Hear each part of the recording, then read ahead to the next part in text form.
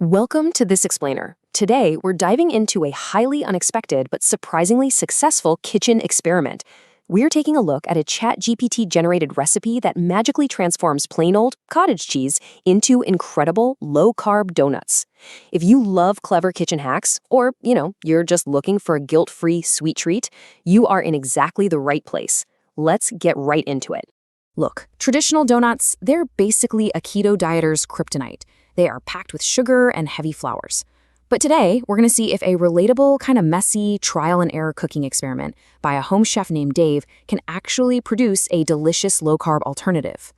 Dave didn't have some pristine test kitchen. He was just a regular guy who asked ChatGPT for a recipe and decided to hit record on the potentially disastrous results. Which brings us to the big question. Can a savory, lumpy cheese literally serve as the base for a perfect, fluffy pastry? Here is our agenda for today. 1. The secret ingredient. 2. Mixing the dry dough. 3. Wet ingredients and baking. 4. The 3 glazes. And 5. The macro breakdown. Section 1. The secret ingredient. Blending the base. The absolute foundation of this entire recipe requires exactly 1 cup of cottage cheese. Now, I know what you might be thinking. Cottage cheese in a donut? No way. But here's the absolute crucial step. You have to blend it until it's completely smooth. Dave used a small Ninja chopper, but honestly, a food processor or standard blender works just perfectly. The goal here is to completely obliterate those curds. You want a creamy, almost liquid base. Because let's be real, absolutely no one wants to take a bite out of a sweet dessert and hit a weird, savory chunk of cheese.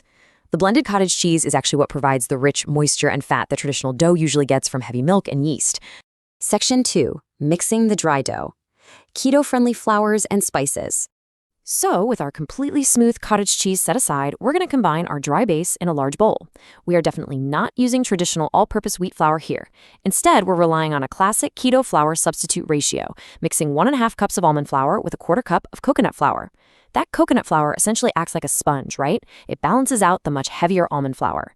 Interestingly, Dave was actually inspired to make this after a trip to a famous market in New York City, where he paid a total premium for these tiny, expensive donuts. He wanted that exact same flavor at home, just without the massive sugar crash. To pull that off, you'll need 2 teaspoons of baking powder for the rise, a generous 1/2 cup of monk fruit sweetener, like Splenda's version, to bring the sweetness without the carbs, a 1/4 teaspoon of salt, and finally, a 1/2 teaspoon of cinnamon for that really classic bakery warmth. Section 3. Wet ingredients and baking. Bringing the dough together. All right, now it's time to build our wet mix and actually get these treats into the oven. Pay close attention to the order of operations here because it's pretty important. First up, you take 4 whole eggs and beat them using a mixer for about 2 solid minutes. You're looking for them to be fluffy, frothy, and pale yellow. Keto flours are super dense, so you really have to physically whip air into these eggs to give your donuts a fighting chance at rising. Once you've got that air whipped in, you'll introduce a 1/4 cup of melted butter, 2 teaspoons of vanilla extract, and our secret weapon, the completely blended cottage cheese. Finally, take that dry flour mixture we just put together and slowly fold it in. Don't just dump it all in at once. You want to incorporate it really gently to maintain all that great air you just whipped into the eggs. Now, because we're using almond flour and cottage cheese, the resulting dough is going to be quite thick and sticky. This is definitely not a liquid batter you can just neatly pour into a pan. So you'll want to heavily grease a donut pan and then scoop your dough into a piping bag. Or if you want to keep it casual and relatable like Dave did, just grab a large Ziploc bag and snip the corner off. You just squeeze the dough into the molds until they're about 3/4 full. And hey, even if you struggle and make a bit of a total mess doing this, don't sweat it. Once you pop those into a 350-degree oven for about 15 to 18 minutes, the heat is going to smooth out all those rough edges beautifully. Oh, and please remember the hardest step of the entire process. You literally have to let them cool for at least 5 minutes in the pan before you try to pop them out. Section 4. The 3 glazes. Elevating the flavor profile. While those baked donuts are cooling off, let's explore the 3 distinct glaze options Dave experimented with. What makes this recipe so fantastic is just how easily customizable it is. The base for all 3, vanilla, chocolate, and cinnamon sugar, is a uniform 1/4 cup of keto-friendly powdered sweetener. For the vanilla and chocolate versions, you just mix that sweetener with 2 to 3 tablespoons of heavy cream. Then add vanilla extract to one and a tablespoon of cocoa powder to the other. Easy enough, right? But for the cinnamon sugar glaze, you switch out the heavy cream base for 2 tablespoons of melted butter mixed with a teaspoon of cinnamon. That melted butter is what gives it that incredibly rich, authentic bakery taste. It's basically a choose-your-own adventure for your taste buds. Okay, hold on. Before you go diving headfirst into bowls of leftover frosting, here is a very quick and very important word of caution straight from Dave's trial and error journey. Because these glazes rely heavily on sugar alcohols or artificial powdered sweeteners, eating all of it at once could cause some pretty severe stomach discomfort. Dave actually joked it's a great way to make a weight class for a wrestling match, but realistically, you really only need a thin layer on your donuts. Seriously, do not eat all the extra glaze with a spoon. Pace yourself, and trust me, your stomach will thank you. Section 5, the macro breakdown. The ultimate keto reward. Let's look at the absolute most important part for any health-conscious baker to see if this whole cottage cheese experiment actually paid off. The crucial takeaway is this incredibly low number, 3. Yep, each large, filling donut comes out to just about 3 net carbs.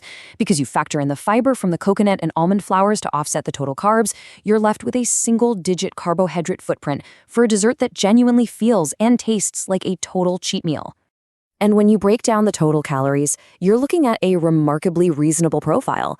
The base dough of a single donut ranges from roughly 160 to maybe 200 calories, totally depending on exactly how much dough you pipe into your specific pan.